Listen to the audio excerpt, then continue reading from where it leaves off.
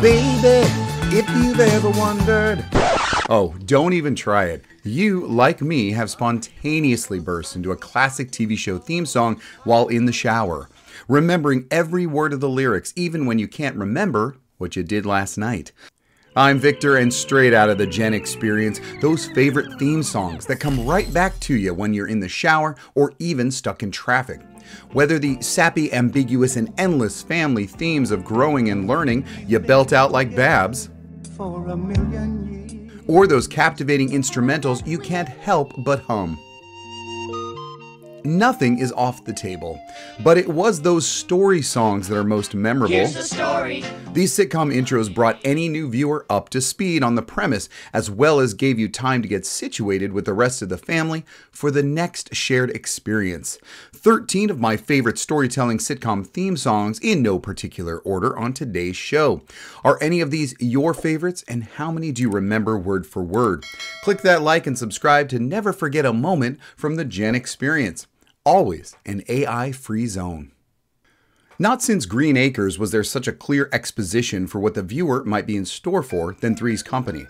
But Oliver and Lisa Douglas are pretty early for this list. When it comes to the Gen Experience, you can't avoid the Regal Beagle or the antics of Jack, Janet, and Chrissy, or whichever third girl was standing in for her at the time. What do you get when two working girls share an apartment with a guy who has to pretend he's gay so the landlord won't throw him out? Well, let the theme song tell you that story. Well, most of it. Performed by Ray Charles, no relation, and Julie Rinker, they leave the more sordid details out, but you still get the picture. Joe Raposo wrote the song that simply stated the setup in an infectious and catchy way. But what do you expect from the same guy who brought us the themes to Sesame Street and Electric Company? That explains a lot about the Three's Company theme song. It might have been more rare, but there were certainly male babysitters at this time. However, an adult nanny to an entire household was pretty cutting edge, especially for weekday afternoons in the 80s. Scott Baio was indeed a teenage heartthrob from his time on Happy Days and even the ill-fated dumpster fire of Joni Loves Chachi. But did the female performer of this theme song need to lean quite as heavy into that over-sexualized performance when pining for her babysitter?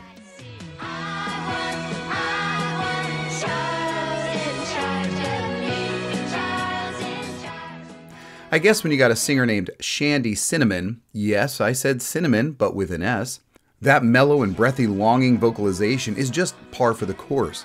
I always imagined that the voice represented the older daughter from the show falling helplessly in love with Charles. Of course, when I say older daughter, I do mean the daughter from the second season onward, Jamie Powell. Charles in Charge explains the basic premise in the theme song relatively well. But when it came to explaining the first season family disappearing over the summer while a new family moved into the same house that contractually obligated them to keep Charles in employment as the housekeeper nanny, that's a bit of a stretch. After season 1, the theme was simply remixed for syndication, but kept the spirit throughout the series. Then there's Maude.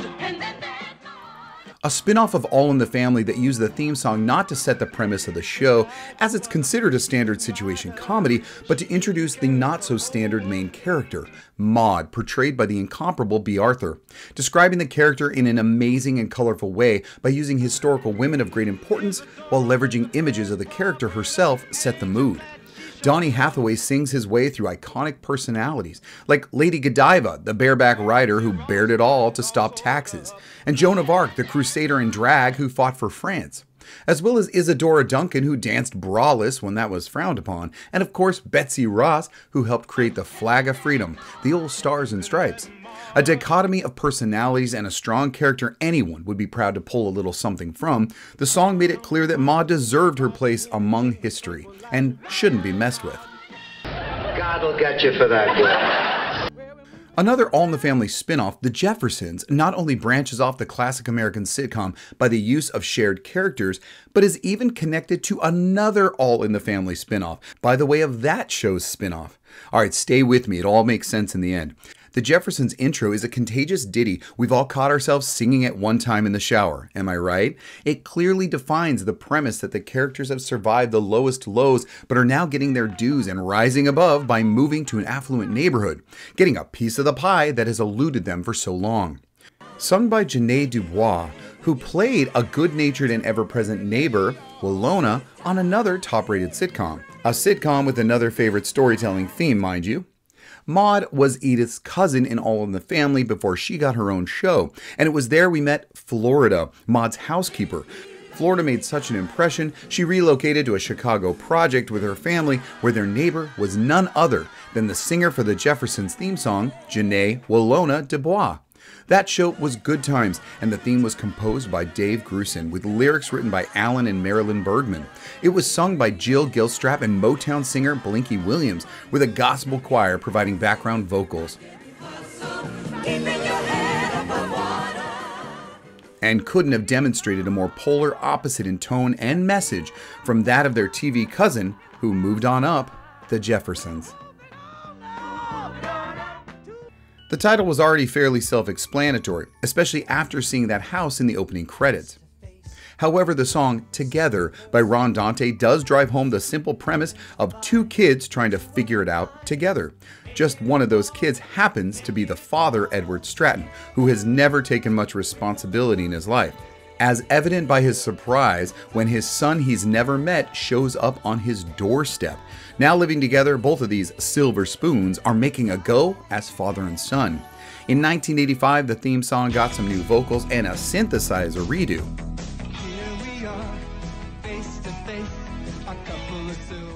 As one does in the 80s. This was not uncommon, as other shows like The Facts of Life and Different Strokes also got the synth treatment that same year. Then in 1986, a rock version of the theme was introduced, and Ron Dante's voice returned for the rest of the series. Make All Our Dreams Come True lived in our ears for 7 years, and years afterward, as no one was spared from this earworm we found ourselves singing in at one time or another, and probably still today. Emphasizing the story of two old friends, now roommates, living on their own in Milwaukee and doing whatever it takes to not only survive, like working as bottlers in Shot's Brewery, but prove they can do it on their own while trying to make their dreams come true. All the way to Hollywood, where, like the show they spun off from, Shirley jumped the shark. Oh, and as for Shirley, she jumped ship. These lovable working girls' story was inspired when creator Gary Marshall witnessed a girl fight in Brooklyn. I guess that's where the tough as nails Laverne comes in. The song wasn't prolific, but uplifting and even more empowering for women depicted in the 50s and 60s and watched by women of the 70s and 80s. Cindy Greco sang the memorable anthem. It was her first professional gig as she was spotted in a girl group singing at Six Flags. Written by Gimbel and Fox, who brought us the girl from Impanina and 65 and The Tonight Show music respectively, the duo created joy with The Love Boat, Love American Style, and even Barry Manilow's hit, Ready to Take a Chance Again from the movie Foul Play. One of my absolute favorite movies. Check out my Goldie Hawn Show with the link in the description. Laverne and Shirley even cut some albums, not just one. You could find various songs sung by the cast on vinyl, but the theme was released as a single in 1976 and went so far as 25 on the charts.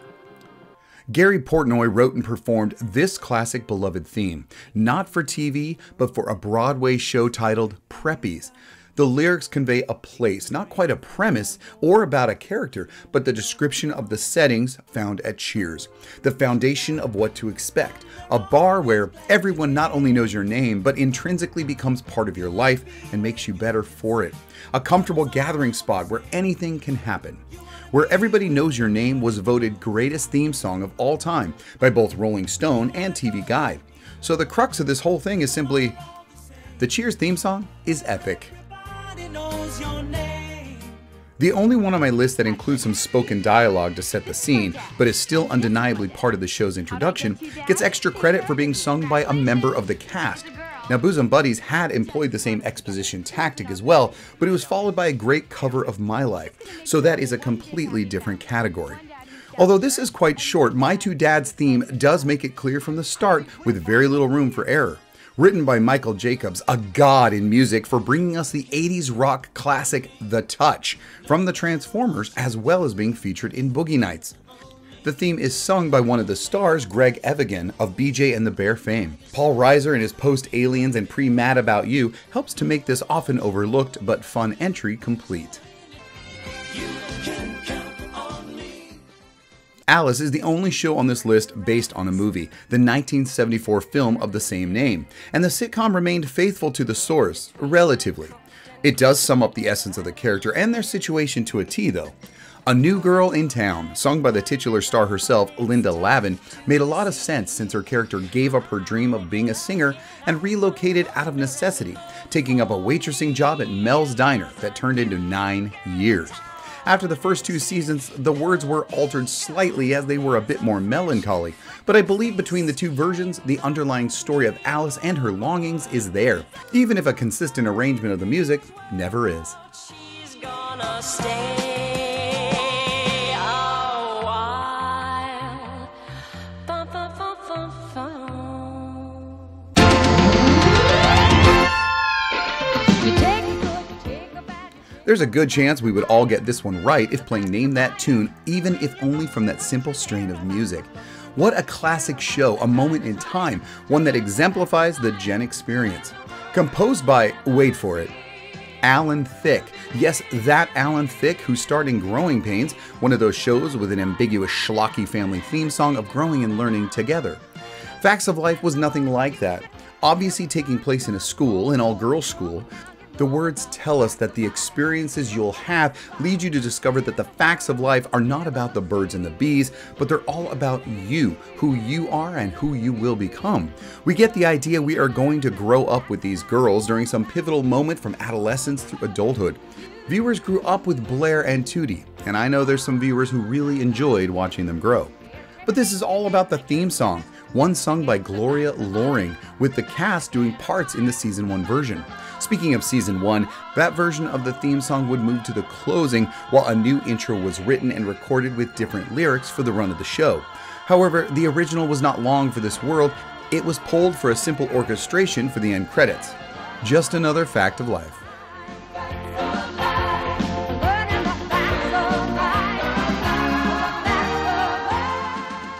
It might surprise you, but Alan Thicke was a busy man. No, not just having his son Robin Thicke, but just prior to the Facts of Life, Different Strokes debuted and brought with it one of the most well-known theme songs of any sitcom. One of the few that made very little changes to the arrangement, lyrics, or singer. And speaking of the singer, not only did Alan Thicke compose the song, he also performed it for the show. Mind blown, I know. I tried never to miss a single show after school and remember most of them, including the very special episodes. Those early episodes included Charlotte Rae as the new maid, but it was not to last as she headed off to Eastland School when they spun her Mrs. Garrett character into the house mother to the main students of the Facts of Life. Regarding the storytelling aspect of the show, while watching the intro there is very little to confuse the viewer, that this was all about a rich man, Mr. Drummond, the drum noted in the song maybe, who now takes care of 2 young boys after their mother, Drummond's previous maid, had passed away. Different Strokes is undeniably a theme song I know you've all found yourself singing at the oddest times. I know I have. Why leave WKRP until the end? This was in no particular order, but WKRP comes with such a unique theme song. I had to save it until now. The radio newscaster's voice over the air as the hand tunes the dial just prior to the song kicking in makes this such a standout. The senator, while insisting he was not intoxicated, could not explain his nudity. The voiceover isn't exactly exposition or dialogue for the story this time, but just another element or extension of the theme song. Composed by Tom Wells with lyrics provided by the show's creator, Hugh Wilson, it's a classic that we've been singing decades on. Story song? Absolutely. The question is, whose story? Which character, if any, is this about? Is it Johnny Fever, the main DJ, or is it Andy Travis, the new station manager who appears at WKRP in the first episode? The words up and down the dial makes it sound like a DJ, but it could just as easy be referring to anyone working in the business. So maybe, just maybe, it isn't anyone at the station. Perhaps it's just a story about the on-air world, the DJs, during the golden age of radio stations. It could be about anyone in that cast, anyone in broadcasting. It clearly tells a story, but since it could be any number of characters, it really doesn't matter who it's about. You certainly know what you're getting into, and you certainly can't help but break into that catchy and memorable classic sitcom song when the spirit moves you. And Don't Pull My Leg, I Know the Spirit Moves You. There are so many other theme songs that pop into your head and right out of your mouth. This was definitely not the definitive list, but my top favorite 13 theme songs serve to identify, differentiate, and set the stage for the television show to follow. The Ballad of the SS Minnow is one of the first real straightforward story theme songs from a sitcom in the mainstream. The Wellingtons laid it all out for the viewer in their song from 1964 as the boomers made way for Gen Xers who would immortalize this show and its theme song that almost never was. The song we know and love was a replacement for an original Calypso themed that had been written by none other than John Williams. Yeah, that John Williams. This is the place where the tourists flock, renting the boats at the busy dock, to secretaries from USA. What do you think? Is he relieved or disappointed? A year later, Green Acres would come on the air with a familiar tune telling a pretty damn clear story too. Darling, I love you, but give me Park Avenue. And we all know by 1969, the Brady Bunch would tell a whopper of an intro to fill anyone in that was new to the show with a theme that I liken to It's a Small World for sitcoms. Memorable and catchy doesn't always make them the best. Although no one can forget the Brady Bunch theme song, sometimes you'd like to. It's clear to see why these sitcom themes stick. We heard them hundreds upon hundreds of thousands of times, day after day, year after year. They helped transition us into the show, and their stories defined us, raised us, and sparked our imaginations. But that's just not the way it is today. The theme song is almost extinct. Okay, maybe if I tried harder, I could find one or two. I do know that the 90s had a few stellar storytelling theme songs. The hands-down winner being The Nanny. What a recap. It might have been short, but the 2000s Goldberg's groovy little tune consisting of only a phrase or two didn't say much, but may have been the last TV theme song with lyrics. Sadly, it seems no effort or pride is taken in the TV theme song ever since Seinfeld proved a short synth bass riff or hook accompanied by a simple title card would suffice. I get it. A few more commercials need to be shoehorned within the narrative's tight time crunch. And why cry over a missing theme song when in reality, sitcoms are becoming rarer and rarer? And in general, smart comedy. Classic comedies we grew up with that made us think are no longer valued, and that's a shame. Even streaming deemed the theme song obsolete. The whole series is right there. You don't need a theme song to get you acclimated.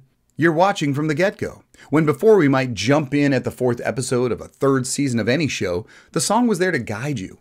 Now the idea of starting a show in the middle of its run is psychotic and would drive the youngest generation to additional therapy.